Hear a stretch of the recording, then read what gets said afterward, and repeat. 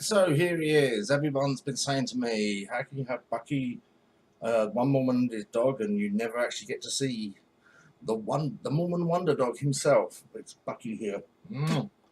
Bucky's my boy. He's about 12, 13 years old. He came from a rescue centre where he was seized from a previous owner who sadly abused him and beat him up. And he as a result, unfortunately, has some brain damage, and he can't really be trained.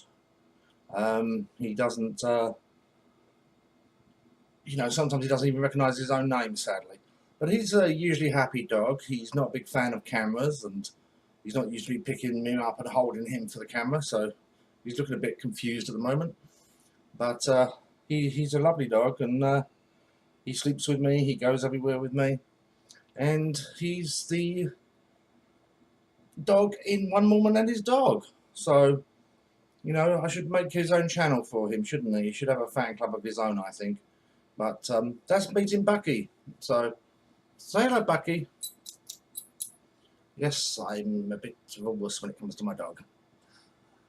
Hope you enjoyed this little short break from my usual videos and the chance to get to meet Bucky. And I look forward to seeing you next time. Take care and have a blessed day.